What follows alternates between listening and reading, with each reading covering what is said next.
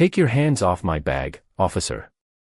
The words were quiet, but they cut through the courthouse hallway sharper than a gavel strike. Officer Daniel Briggs stopped with one hand gripping the strap of Naomi Carter's black leather purse, his expression tightening as if calm resistance offended him more than shouting ever could. Around them, shoes clicked across polished marble, attorneys hurried toward elevators, and strangers slowed just enough to watch without admitting they were watching. Naomi stood beneath the cold white lights outside courtroom 4B, dressed in a simple navy suit, her silver earrings small, her posture straight. Nothing about her appearance announced power. That was exactly why Briggs had chosen her. "You don't give orders here," he said, loud enough for the waiting crowd to hear. His partner, Officer Kyle Mercer, remained a few feet away, shifting his weight but saying nothing. Naomi's eyes moved briefly toward the red light above the security camera. It was still recording. "Then state your reason for stopping me," she said.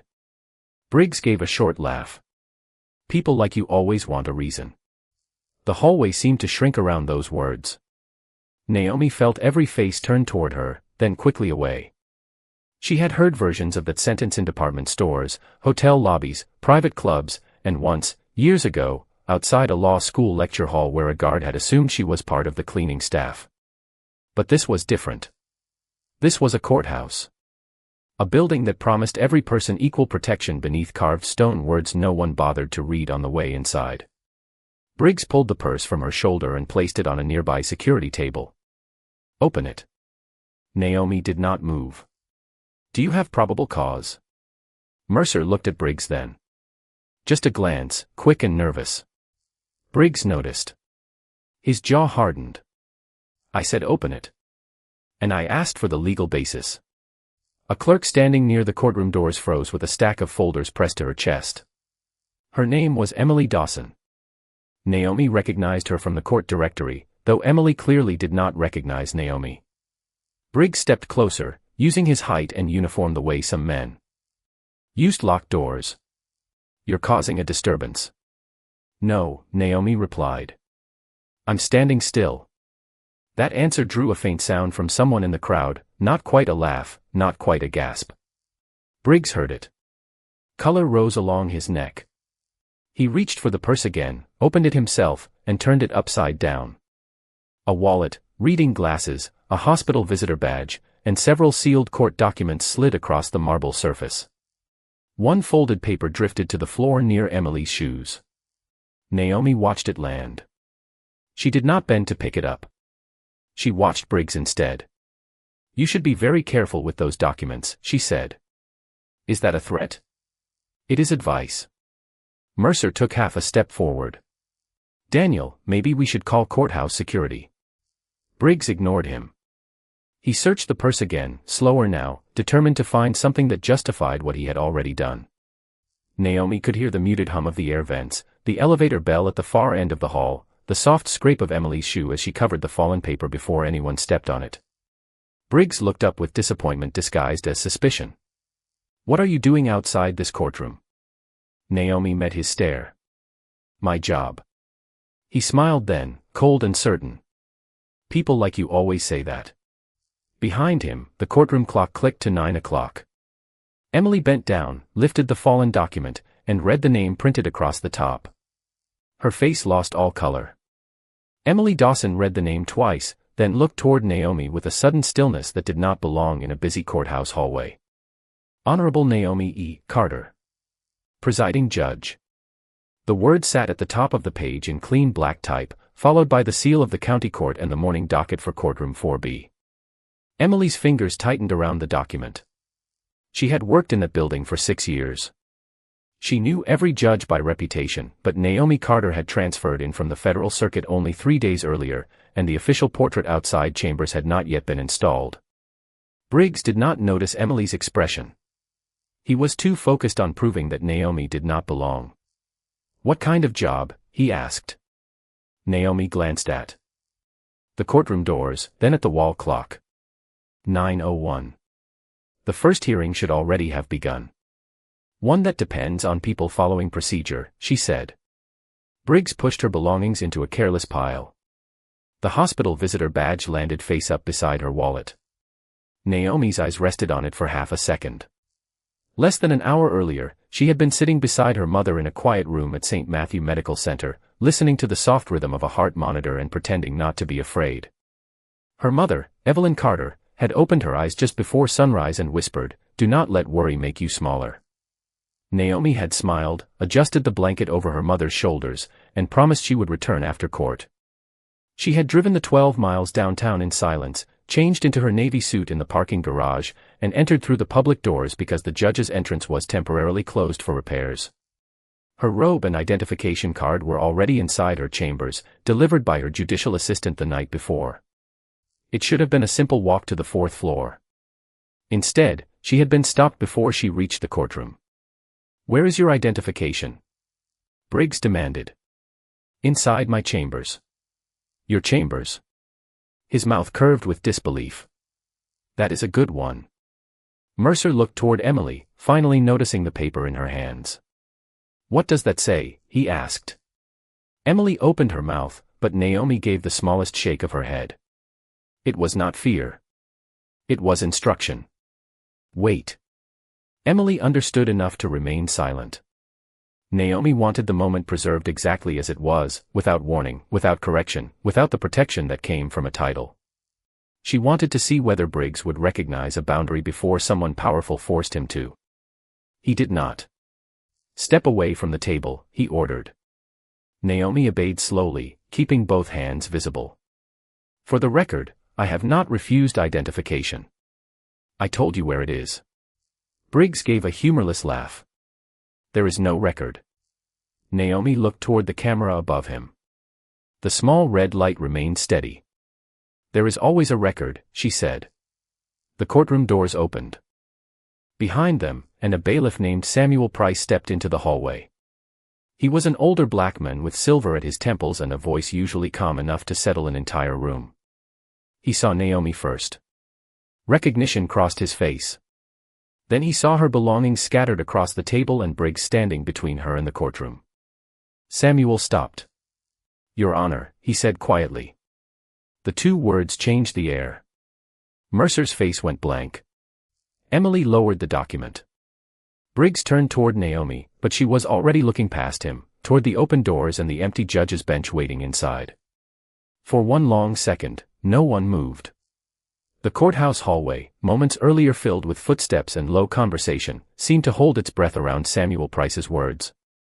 "Your Honor." Officer Kyle Mercer stared at Naomi as if the floor had shifted beneath him. Emily Dawson lowered the docket sheet against her chest. Daniel Briggs did not speak. His eyes moved from Naomi's face to Samuel's uniform, then toward the open courtroom behind them, searching for some explanation that would allow him to remain the most certain man in the hallway. Naomi gave him none. She stepped toward the security table and calmly gathered her reading glasses, wallet, and hospital visitor badge.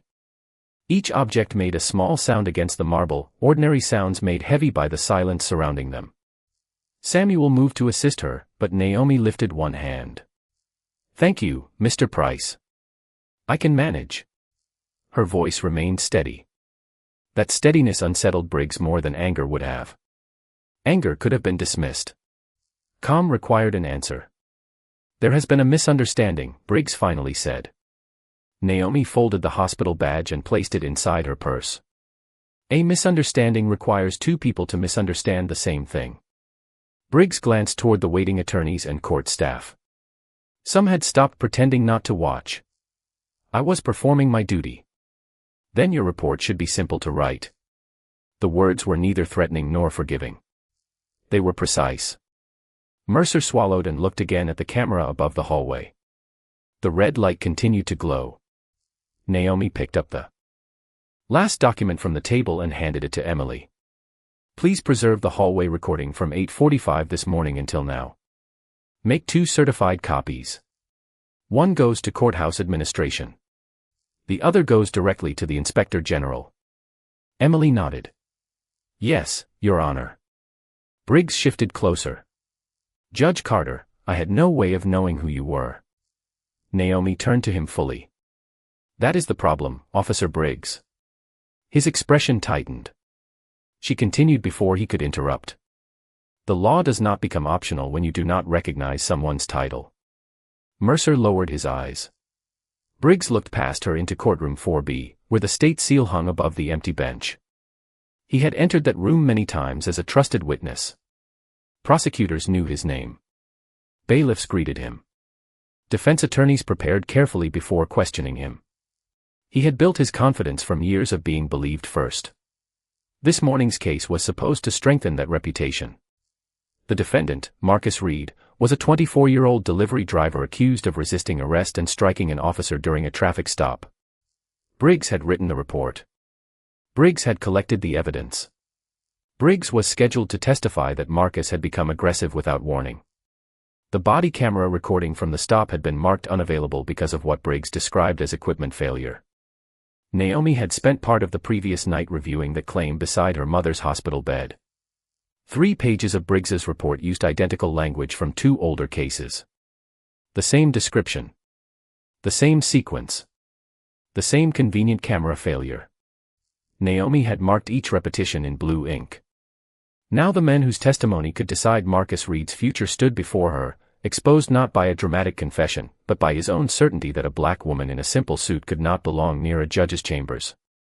Samuel cleared his throat softly. "The defendant and counsel are waiting, Your Honor."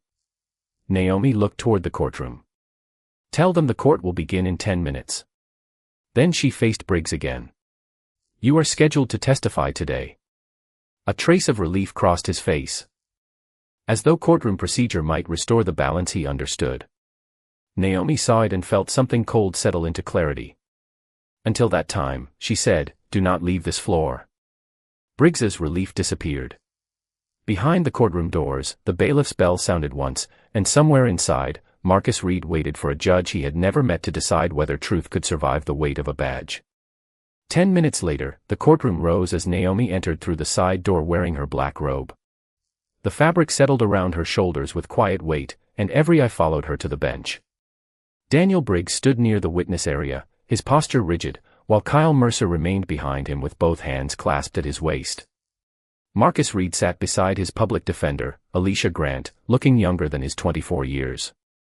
His mother, Lorraine, watched from the first row with a tissue folded tightly between her fingers. Naomi took her seat, placed the morning docket before her, and looked across the room. "Be seated." The sound of chairs lowering filled the chamber, then disappeared. Naomi did not look at Briggs first. She turned to Marcus. "Mr. Reed, this court understands that the charges before you carry serious consequences. You are entitled to a fair hearing, reliable evidence, and testimony that can withstand examination." Marcus nodded slowly. "Yes, Your Honor."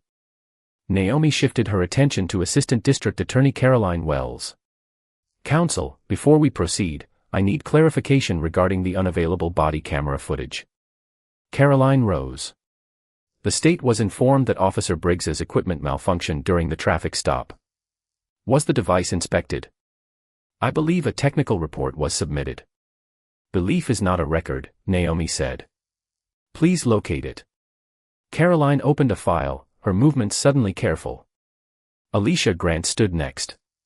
"Your Honor, the defense requested that report 3 weeks ago and received only a 1-page equipment summary without a technician's signature." Naomi looked down at her notes. She had already seen the page.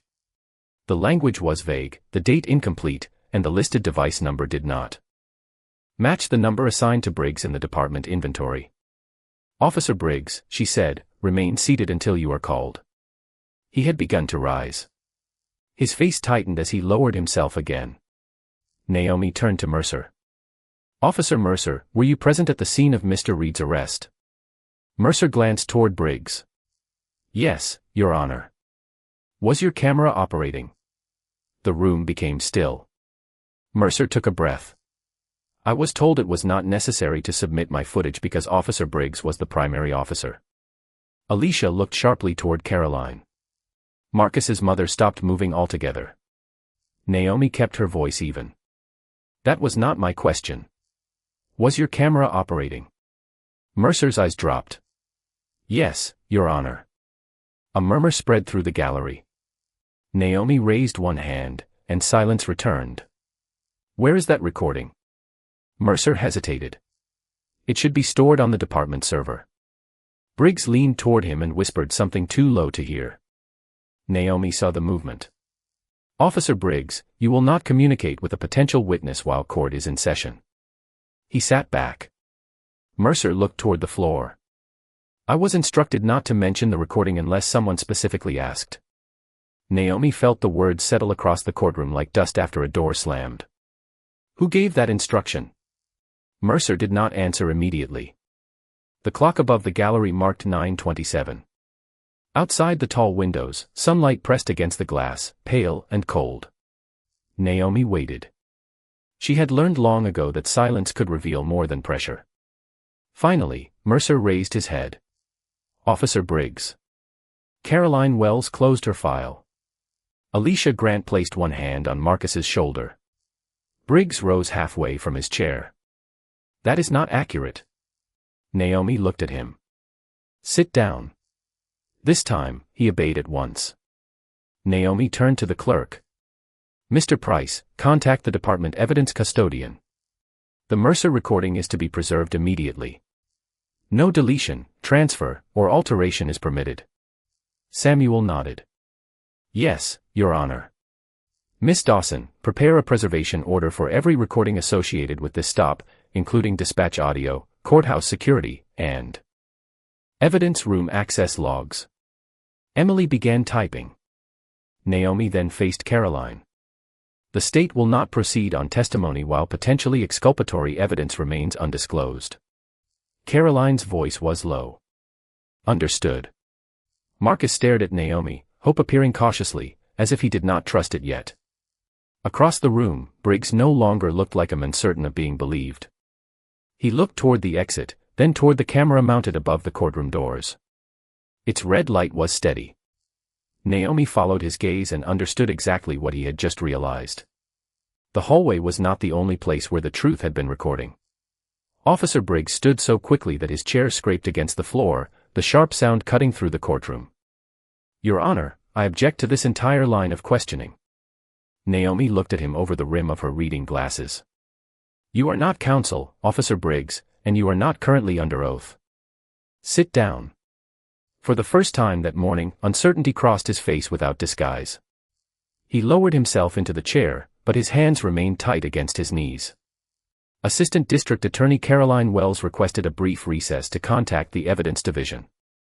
Naomi granted 15 minutes and ordered Briggs and Mercer to remain inside the courthouse. The gallery emptied slowly, voices dropping into whispers as people passed through the wooden doors.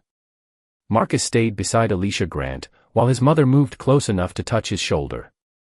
Naomi stepped into her chambers, where the air smelled faintly of old books and fresh coffee. Her judicial assistant, Thomas Hale, had placed her robe case beside the desk and a framed photograph of Evelyn Carter near the window. Naomi looked at her mother's face, then at the blue markings covering Briggs's reports. Repeated phrases. Missing signatures. Camera failures appearing whenever his version of events was challenged. A quiet knock came at the door. Emily entered carrying a sealed envelope and a flash drive. "The hallway recording is preserved," she said. "There is something else." Naomi waited. Emily explained that the courthouse security system stored 2 angles from the 4th floor corridor. Briggs had noticed the visible camera above the security table, but a second lens was built into the smoke detector near the courtroom entrance. That camera had recorded the entire encounter from behind him. "Did it capture audio?" Naomi asked. "Every word." Naomi did not react outwardly. Inside, the memory returned with uncomfortable clarity. "People like you always want a reason." The sentence was no longer only hers to remember. It existed outside her now, measured in sound waves and time stamps. Thomas entered moments later with another update. The department evidence custodian had located Mercer's body camera file, but the recording had been moved into an administrative archive less than 2 hours after Marcus Reed's arrest. The access log showed that Daniel Briggs had used a supervisor's credentials to approve the transfer. Naomi read the printed log once. Then again. "Who owns those credentials?" "Captain Robert Sloan," Thomas replied. "He says he never authorized access." Naomi looked toward the courtroom through the narrow glass panel in her chamber door. Briggs stood near the defense table, speaking urgently to Mercer. Mercer shook his head. Briggs leaned closer, his voice too low for the room microphone to capture, but his expression carried pressure in every line. Naomi opened the door. Officer Mercer, step away from Officer Briggs. Both men turned. Mercer moved immediately. Briggs did not. We were discussing department procedure, he said. You were instructed not to communicate with a potential witness. This is becoming personal. Naomi walked back to the bench and placed the evidence access log beside her docket. No, Officer Briggs. Personal would be me deciding what you deserve. The law decides what happens next. The courtroom began filling again. Caroline returned with 2 department attorneys, both pale and silent. Samuel called the court to order. Naomi resumed her seat and addressed Mercer. You will now be sworn. Mercer walked toward the witness stand with careful steps. After taking the oath, he sat beneath the state seal and looked toward Briggs only once. Naomi asked the first question. Did the recording from your body camera show Mr. Reed striking Officer Briggs? Mercer's lips parted, but no sound came. The clock ticked above him. Marcus held his breath. Briggs stared straight ahead. Naomi waited until Mercer finally looked at her. No, Your Honor, he said. A quiet gasp moved through the room. Naomi's voice remained level. What did it show? Mercer swallowed. It showed Mr. Reed asking why he had been stopped. It showed him keeping his hands visible. And it showed Officer Briggs telling me to turn away. Briggs rose again. He is lying. Samuel stepped forward, but Naomi lifted one hand. She did not raise her voice. Officer Briggs, one more interruption and you will be removed. Briggs looked around the courtroom for support and found none. Mercer continued, his face drained of color. After the arrest, he told me the footage would only confuse the case. He said people would believe the report because reports are what courts trust. Naomi looked down at the documents before her. The polished wood beneath her fingertips felt cool and solid. Across the room, Marcus's mother began to cry without making a sound. The court trusted the process, Naomi said. You mistook that trust for permission. Then Emily approached the bench and handed Naomi a newly printed notice from courthouse security. Someone had attempted to access the hallway recordings during the recess. The request had come from Briggs's courthouse login. The notice remained beneath Naomi's hand while the courtroom settled into a silence deeper than fear. She read the time stamp once. 9:42 in the morning. The access attempt had occurred during the recess, only minutes after Emily preserved the recordings. Naomi looked toward Briggs. He had stopped pretending to be calm. A fine sheen of sweat reflected beneath the courtroom lights, and his gaze moved from the notice to the doors as though distance might still protect him from what the record had captured. Officer Briggs, Naomi said, did you attempt to access the courthouse security system? No, Your Honor. His answer came too quickly. Emily stepped forward with a second page. The request used his assigned credentials and came from the terminal beside the 4th-floor officer's room. Briggs turned toward her. Anyone could have used that computer. Naomi studied him without speaking. The courthouse clock continued its patient rhythm. 1 second. Then another. She had learned that guilty men often rush to fill silence because silence gave their own words room to become evidence. Briggs did exactly that. I went into the room for coffee, but I did not touch the terminal. Mercer was there earlier. So were 2 bailiffs. This proves nothing. Mercer looked up from the witness stand. I was never in that room today. Samuel Price remained near the rail, his expression unreadable. Naomi turned to Caroline Wells. Does the state intend to rely on Officer Briggs as a witness? Caroline stood slowly. The confidence she had carried into court that morning was gone. No, Your Honor.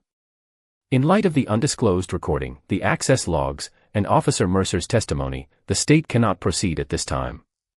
Marcus Reed closed his eyes. His mother pressed both hands over her mouth, but no sound came from her. Alicia Grant rested a palm against the defense table, steadying herself before she spoke.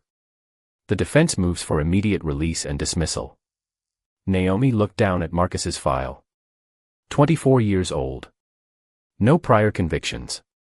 A delivery route interrupted by flashing lights, a report copied from older cases, and a truth hidden because one officer believed a badge would outweigh a voice.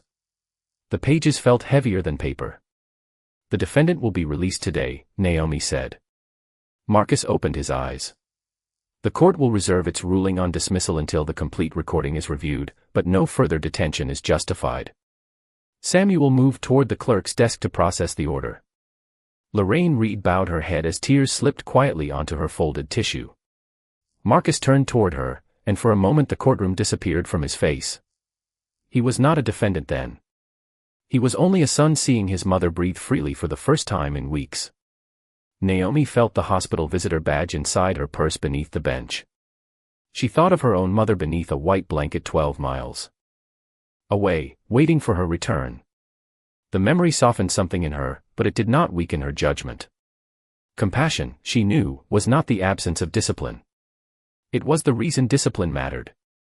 Mr. Reed, she said, what happened to you should never depend on whether the right person happens to ask the right question. Marcus stood. His voice shook slightly. Thank you, Your Honor. Naomi held his gaze. Do not thank me for what the law already owed you. The words passed through the room without force, yet everyone heard them. Briggs looked down. For the first time, his uniform seemed less like authority and more like fabric carrying the weight of choices made inside it. Naomi turned toward the tall windows. Morning light had shifted across the floor, warming the edge of the witness stand and the worn wooden rail. Dust moved slowly through the beam, visible only because the room had become still enough to notice it. No one spoke. No one needed to. The red light above the courtroom camera remained steady, quietly preserving the moment when power stopped controlling the truth.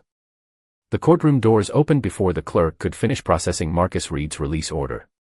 2 investigators from the County Inspector General's office entered with a courthouse security supervisor carrying a sealed evidence case. Briggs turned toward them, and the last trace of confidence left his face. The lead investigator, Rachel Monroe, approached the bench and handed Naomi a written request to secure all devices and records connected to the morning's events. Naomi reviewed the document, signed it, and returned it without ceremony. Proceed according to law, she said. Rachel nodded, then asked Briggs to surrender his courthouse access card and department phone pending investigation. He hesitated only a second, but that second told the room everything. The plastic card struck the evidence tray with a small, hollow sound. Kyle Mercer remained in the witness stand, his shoulders lowered as though speaking the truth had removed a weight and replaced it with another. Rachel turned to him. Officer Mercer, we will need a complete statement. Mercer glanced toward Marcus. Then toward Naomi. I will give one. Briggs looked at his partner with open disbelief. Kyle, think carefully. Naomi's gaze sharpened. Officer Briggs, you were warned not to influence a witness. Rachel stepped between them. You will have an opportunity to respond through counsel. The words were professional, almost gentle, but they closed around Briggs more firmly than accusation. Emily Dawson carried a monitor to the clerk's table and connected the preserved hallway file. Naomi had not ordered it played publicly, but Rachel requested a preliminary authentication before removing the copy. The screen showed the 4th floor corridor at 8:58 that morning. There was Naomi beneath the white lights, her purse still on her shoulder. There was Briggs stepping into her path. The audio filled the courtroom, clear and without mercy. People like you always want a reason. No one in the room moved. Briggs stared at his own image as it emptied Naomi's belongings across the security table. Then the second camera angle appeared. It showed what the visible lens had missed, Briggs entering the officer's room during recess, sitting at the terminal, and typing into the courthouse recording system. The time-stamp matched the unauthorized access request exactly. His denial, made only minutes earlier, now remained in the court record beside the image of his hands on the keyboard. Caroline Wells slowly closed her eyes. Mercer looked away. Naomi felt no triumph. She felt the cold weight of confirmation. A lie had not collapsed because she held power. It had collapsed because evidence had survived the person trying to control it. Rachel paused the video. Authentication complete, she said. The copy will be sealed. Briggs stood very still. Judge Carter, I made a mistake in the hallway. I did not know who you were. Naomi looked at the red mark still faintly visible on her wrist where tension had pressed against her skin earlier. Then she looked at Marcus, whose freedom had nearly disappeared inside a report written by the same man. You keep returning to my identity, she said. But your conduct was wrong before you learned my name. Briggs opened his mouth, then stopped. Naomi continued, her tone quiet enough that the entire room leaned into it. You did not disrespect a judge because you failed to recognize her. You disrespected a citizen because you believed she had no authority to question you.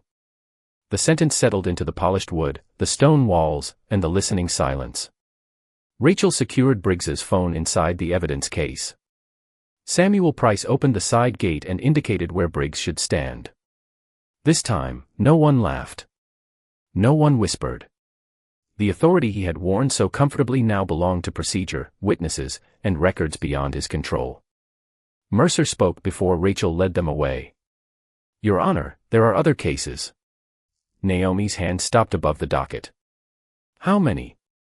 Mercer looked toward the gallery, where Marcus stood beside his mother. I do not know. More than this one. Rachel turned back. Naomi saw the meaning immediately. The repeated language in the reports. The missing footage. The archived files. Marcus had not been an isolated mistake. He had been one visible thread in something much larger. Naomi signed a second order requiring the department to preserve every arrest report, recording, and evidence log connected to Briggs during the previous 7 years. As the clerk stamped the pages, the sound echoed through the courtroom like a measured heartbeat. Briggs watched the seal descend onto the paper. Only then did he understand that the morning had not ended with one exposed lie. It had opened a door to every truth he believed had been buried. 3 weeks later, the same courtroom filled before sunrise with attorneys, reporters, families, and officers summoned to answer questions they had avoided for years. Naomi did not preside. She had removed herself from every proceeding involving Briggs the moment her own encounter became evidence, and Judge Eleanor Whitmore, a veteran jurist from another county, took the bench instead. Naomi sat quietly in the back row beside Emily Dawson, not as the person deciding the outcome, but as one witness among many. That distinction mattered to her. Justice could not become revenge simply because the injured person finally held power. On the table. Before Judge Whitmore rested 7 years of arrest reports, evidence logs, dispatch recordings, and archived camera files. Investigators had identified 12 cases with missing footage, 9 reports containing nearly identical language, and 5 defendants whose complaints had never reached an independent reviewer. 3 had accepted plea agreements because they believed no one would trust their word against an officer's. Marcus Reed was the first to enter. He wore a charcoal suit borrowed from his uncle, and Lorraine sat directly behind him.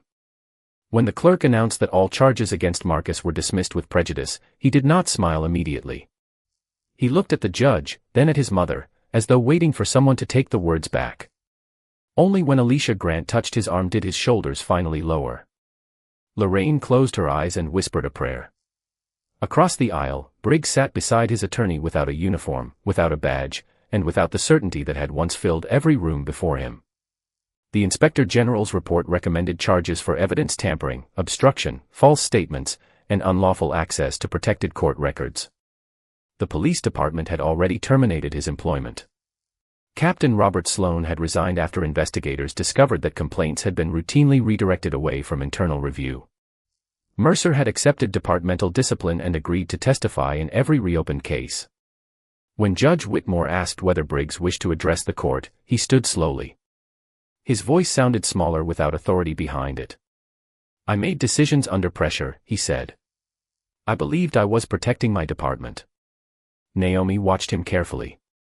He still spoke of pressure, protection, and loyalty. He did not yet speak of the people whose lives had narrowed because of his choices.